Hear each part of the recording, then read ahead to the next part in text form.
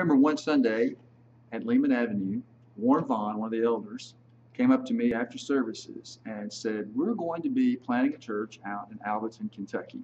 Would you and your family be willing to go out there for 1 year and get the congregation started, and then come back to Lehman after that?"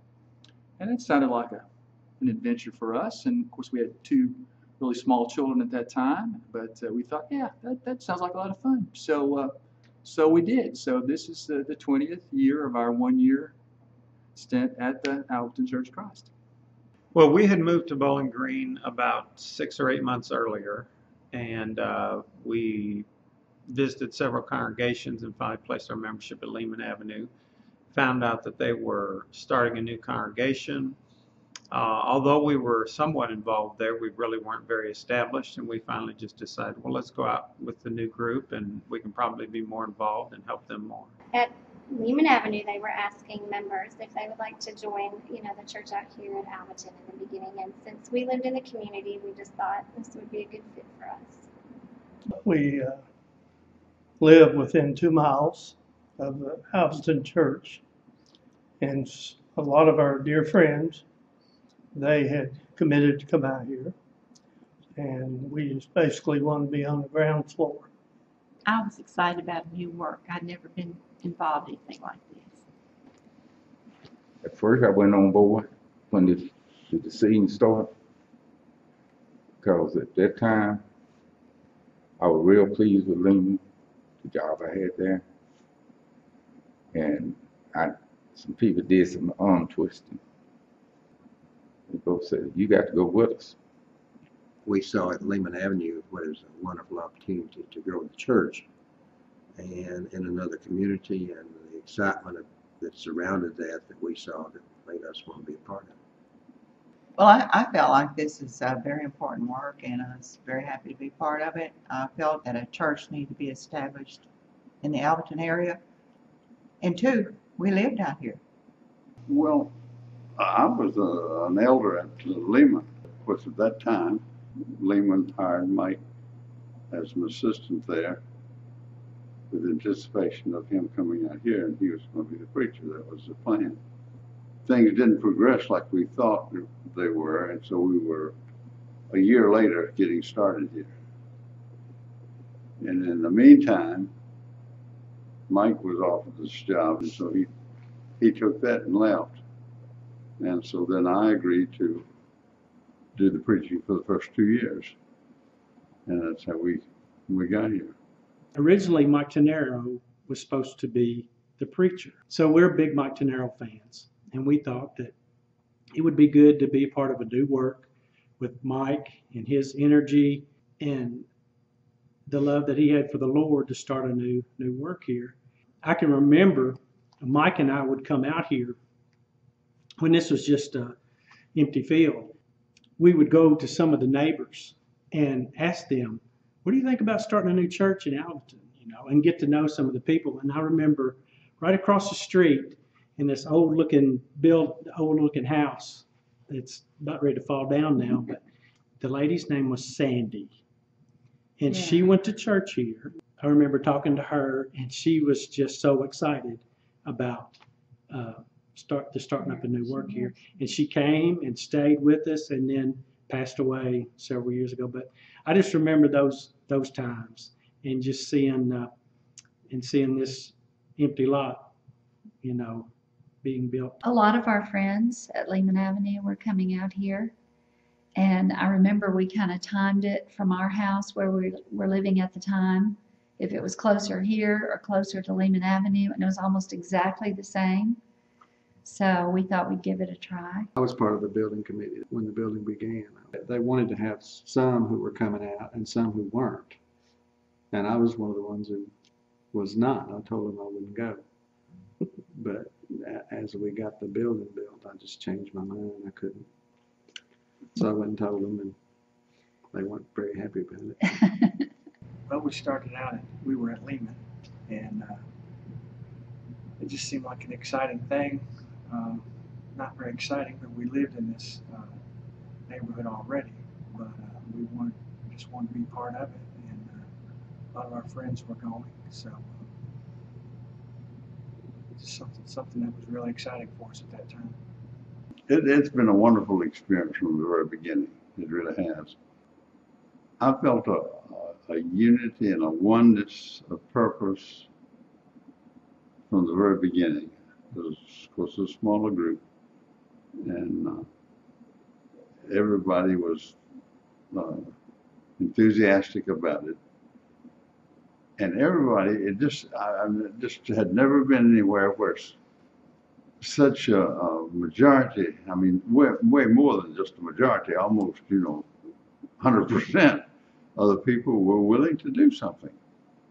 Roger was a deacon when he came from Lehman Avenue, and of course we loved it here. Our children were here, and that meant a lot to us. And this land just swallowed Roger up. He just loved it out here, and he wanted to plant flowers, and he wanted to plant trees, and he wanted to mow the yard. So he did that for years. And everything just had to be perfect because that was Roger, and he loved it here. And I was come with him sometime, but sometime I didn't. But we started cleaning the building. We were the first ones to start doing that, and we enjoyed it. We gave our Saturdays, and we got the church all ready, and we did the Lord's Supper, had that ready, and then we'd come on Sunday morning and get it out and get all of that, and we cleaned the building. And so it was good for both of us, and that was really good memories. Of course, I have favorite memories of my brother Homer leading singing, and all the parties that we used to have, the Halloween parties and the Valentine's Day get-togethers and things. But one of my first memories of when Randy came was the very first time he was preaching. And he was just preaching along, and everybody was listening intently, because it was the first time he had preached to the whole church, if I'm not mistaken. And he said, "Excuse me just a minute." And he went down the stairs and went into the library, into that little room. And he was gone for a few minutes, and everybody was like, "What is he doing?" I'm sure that's what everybody was thinking. And in a minute, he came back out, and he had on a pair of overalls. And he was just making the point that, how you dress is not important. And I think that's kind of something. Preached the rest of the sermon in overalls. He preached the rest of the sermon in overalls. And I just thought that was really neat. That just stuck with me. I've had a lot of good memories. But last year when Larry had hip surgery, we do not have any family here close by. So he was in the hospital, and I was staying with him, and they came in to get him to take him to surgery. And I was told to go downstairs and wait in the waiting room. So I was feeling somewhat lonely, and a little bit scared and nervous and so forth. When I got off the elevator, there was about 25 people from Appleton waiting for me, and that was wonderful. Sunday morning when Rick Zorn led the closing prayer and prayed that we would we'd eat more apples and less Cheetos. I could barely keep from laughing out loud. The first year, there was some guy, and I don't know who he was, from Louisville, and he stopped by here one Sunday morning and worshiped. And, he talked to me about the way it was set up and what it was doing, and I explained what we'd done, and that it was just the total thing was a volunteer effort, and still was at the time. And so he was impressed by that. And then he said, this to me just appears more like a church of the first century than anything I've seen in this way. And so, I told him we appreciated that and all. And that was it, but I thought that was a real compliment to us. And then it was 2 years later that he came back, deliberately came back, because he wanted to see what had happened in 2 years. And he left and said he hadn't changed his mind. And that I felt was one of the greatest compliments we could get, Well, I think it's kind of hard to top Ralph doing those rap songs at VBS. That's pretty cool. But I will have to tell this one about myself. This was kind of embarrassing, but anyway, this happened at Winterfest one year. And I don't know how many of the folks who will be watching this ever went to Winterfest, but it was a lot of fun. It was in Gatlinburg, Tennessee, and lots of kids filled up the big civic center there at Gatlinburg. And one year we went, it was really cold. And so we were at the late night session. And so we went in and we got there sort of late to get in line. So we were sitting in the very last row. And I was literally in the last row, way up, away from the speaker. So, I got in there, got nice and cozy and warm. And I thought, nobody's going to know if I take a little nap. So I kind of got cozy and was dozing off. Well, the speaker decided that he wanted to do something to honor all the elders that came along on the trip. So he said, I know that there were some elders that came along with their youth groups on this. I just think that's a wonderful thing. We're going to turn up the lights now, and we're going to give honor to those elders. And so they turn up the lights, and everybody looks back there at me. And so I always tell people that Eutychus is my patron saint. We were at church camp, and I guess, I don't remember if I was in middle school. Maybe, yeah, I guess middle school. And we were having the water balloon fight, at like the end of the week, and we had just done tie-dye shirts in class, and I didn't want to get wet because I knew it was going to ruin it. And Brother Andy threw me over his shoulder and took me and ruined my shirt. I was so mad at him the rest of the week. One Sunday, David was preaching. He walked up to the pulpit and he's limping. He said, I don't know how many of you realize I've got a limp, and I'm going to tell you the story about it. He said, my grandson and I went horseback riding.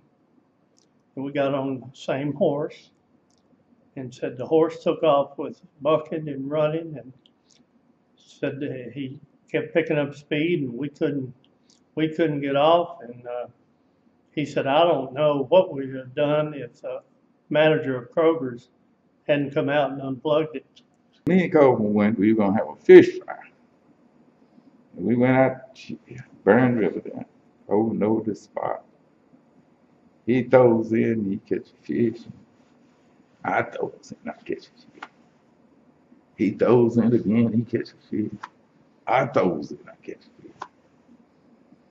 He throws in again, he catches fish. I throw in, I didn't get the fish coming in. And he throwed in, catching up, and I throwed in, I didn't get one. He said, I tell you what you do. You just measure. When we were a small group here, we would have what we call a hoedown out here in the parking lot in the fall, call it hoedown. And they pull a trailer up out here, a tobacco trailer, and the kids would get up there and do their little skits or and BJ one time, he wanted to sing. He was probably 4 or 5 years old, and he wanted to sing Tom Dooley. So we had practiced it at home, and his time come to get up there to sing Tom Dooley. So he's has no music or anything. So he gets up there and freezes, and he's just looking around, and everybody's just giggling and laughing. And all of a sudden he goes, "Mama, get me started." So he had forgot the words and everything. So everybody's cracked up laughing. I said, she didn't say anything. So I said, "Hang down your head, Tom Dooley." And so he goes, "Hang down your head, Tom Dooley." And then he stopped, froze. And I said, "Hang down your head and cry." So we just went on like that. I think it's wonderful that we're celebrating 20 years. It's amazing to me that it's been 20 years and all of the things that have happened and all of the events and all the people that have come and gone, and the births and the deaths, and it's just amazing. It's been a good 20 years. It has been, to me, sort of the the driving force. It's been like the anchor in my life. The family spirit, the fact that I know there are people here that are always pulling for me, always standing beside me no matter what, has really helped make it through some times that were very challenging and very difficult in other areas of life. The people here really had a lot to do with how strong our children's self-esteem has been. It's just everything to me. The church is the basis of our life, and it's everybody is so giving and forgiving, and it brings tears to my eyes when some of these young people respond, and all of them go up there and sit with them to give them support. And it's been that way with everybody or anybody that comes, and they stop whatever they're doing, give their attention to that person, and show them how much they love them and how much they support them. Well, next to God Himself and my family, it is the most important thing in my life. I think about it all the time.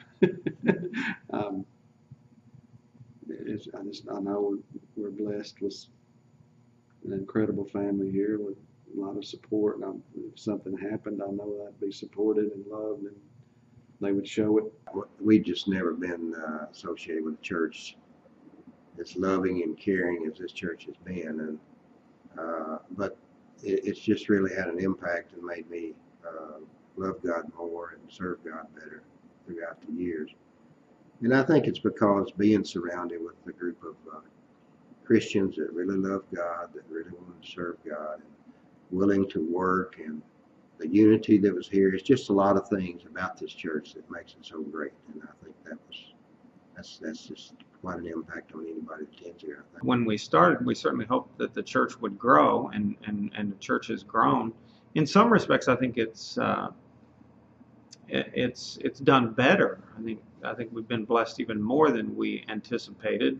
We certainly had some rough spots, but in 20 years we've increased the size of our property, and we've had 4 additions to the building in addition to the original building, so we've I guess nearly tripled in size. So in 20 years, it's probably outreached our expectations in some ways. When we came out here, I wasn't sure we would. I really sort of thought we'd come a year or so and then go back to Lehman Avenue. So I never really pictured us here in 20 years. But this 20 years has just really flown by. And I always believed that it would grow, and especially after we came out here. Of course, there was a large group from Lehman Avenue that were here on that first Sunday, but there were a lot of other people too that were not from Lehman Avenue that were part of the founding group, and we just all really clicked. And I think we all knew pretty soon that there was something special at Alvaton, and I really think that we've seen that steady growth that we all anticipated we would see. When I started out here, I guess I shouldn't be ashamed to say I never really thought about it. We were just putting one foot in front of the other. It's far exceeded what I guess I envisioned. We've had a couple of pretty serious setbacks, and considering those especially, I think God is with us for sure, and we've come a long way. And I think, at least in large part, because of Randy. I think he appeals to a lot of people, and I think his messages are just the way he presents them. His messages are great, but the way he presents them, and I think it appeals to people, and people who are not in the church even. And I think that's at least in large part why we've grown so much. I really appreciate the congregation at Lehman Avenue and the foresight that they had, and particularly the elders who really had an evangelistic spirit and knew that this was a growing area of the county, and knew that the church needed a presence here, and were willing to sacrifice and give, plan, and make this a reality. And I praise God for them and for what they did to get this congregation started.